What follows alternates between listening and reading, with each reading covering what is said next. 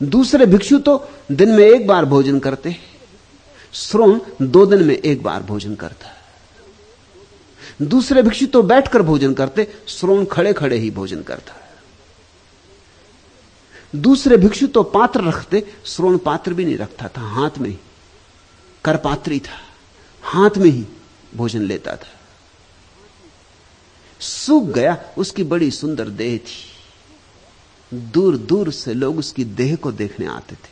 उसका चेहरा बड़ा लावण्यपूर्ण था,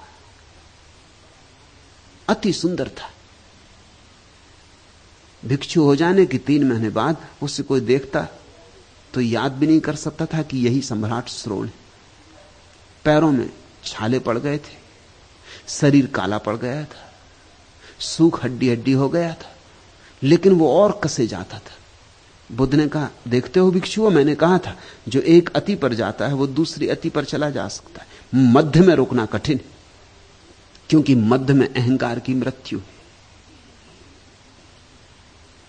फिर तो श्रोण ने भोजन भी बंद कर दिया, फिर तो उसने पानी लेना भी बंद कर दिया। अति और अति पर जाने लगी। फिर तो ऐसा लगा कि अब वो 2-4 दिन का मेहमान है और मर जाएगा। तो बुद्ध उसके द्वार पर गए, जिस वृक्ष के नीचे झोपड़ा बना दिया था उसके विश्राम के लिए। वो पड़ा था। बुद्ध ने उससे कहा, श्रोण, मैं तुझसे एक बात पूछने आया हूं। मैंने सुना है कि जब तू सम्राट था तो तुझे वीणा बजाने की बड़ी आतुरता रहती थी। तू वीणा बजाने में बड़ा कुशल भी था, तेरा बड़ा रस था वीणा में। मैं तो उससे एक प्रश्न पूछने आया हूं, जब वीणा के तार बहुत ढीले हों तो संगीत पैदा होता है या नहीं? श्रोण ने कहा, आप भी कैसी बात करते हैं, आप जानते हैं भली बात, तार बहुत ढीले हों तो संगीत कैसे पैदा हो, टंकार ही पैदा नहीं हो सकती। बुद्ध ने कहा, फिर मैं ये पूछता हूं कि तार अगर बहुत कसे हों तो संगीत पैदा होता या नहीं? श्रोण ने कहा, बहुत कसे हों तो छूते ही तार टूट जाएंगे, संगीत पैदा नहीं होगा। सिर्फ तारों के टूटने की आवाज आएगी, साज के टूटने की आवाज आएगी, संगीत कैसे पैदा होगा? तो बुद्ध ने कहा, मैं तुझे याद दिलाने आया हूं, जैसे तुझे वीणा का अनुभव है वैसे ही मुझे जीवन वीणा का अनुभव है। मैं तुझसे कहता हूं, जीवन के तार भी बहुत कसे हों तो संगीत पैदा नहीं होता, और जीवन के तार बहुत ढीले हों तो भी संगीत पैदा नहीं होता। तार मध्य में होने चाहिए, न बहुत कसे न बहुत ढीले। संगीतज्ञ की बड़ी से बड़ी कुशलता इसी में है कि वो तारों को ठीक मध्य में ले आए, उसी को साज का बिठाना कहते हैं। इसलिए तुम देखते हो शास्त्रीय संगीत कहीं होता है आधा घंटा घंटा तो साज ही बिठाने में लग जाता है। साज बिठाना बड़ी कला की बात है, क्योंकि तारों को उस मध्य में ले आना जहां न तो वे कहे जा सकते हैं कि ढीले और ना कसे। बड़ी कुशलता, बड़ी परख चाहिए। संगीत का कोई जौहरी हो तो ही बिठा पाता।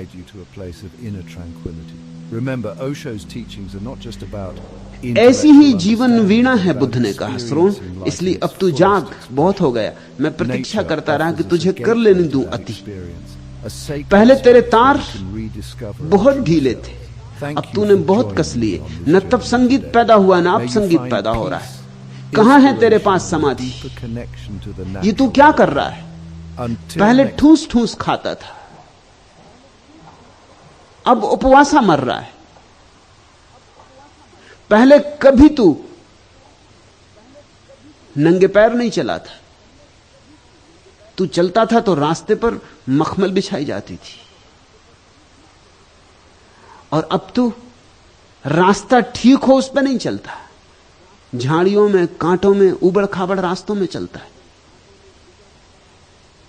पहले शायद शराब के अतिरिक्त तूने पानी कभी पिया नहीं था, अब तू पानी भी पीने में दौड़ता है, अब तू पानी भी नहीं पीना चाहता। पहले तेरे घर मांसाहार के अनूठे अनूठे भोजन तैयार किए जाते थे, अब तू रूखी रोटी भी खाने को राजी नहीं। देख, एक अति से तू दूसरी अति पर चला गया। उसमें भी विसंगीत था, इसमें भी विसंगीत है। मैं तुझे पुकारता हूं, अब समय आ गया कि तू मध्य में आ जा। श्रोण की आंखों से आंसू बहने लगे। उसे बोध हुआ, उसे बात दिखाई पड़ गई। आज के सूत्र वीणा के तारों को मध्य में ले आने के सूत्र, और जैसे ही कोई मध्य में आया कि अहंकार मर जाता है। अहंकार जी नहीं सकता। अहंकार तो रोग है। तुम रुग्ण चित्त हो तो ही जी सकता है। तुम्हारे रुग्ण होने में ही अहंकार का जीवन है, और तुम्हारे रुग्ण होने की कला है अति।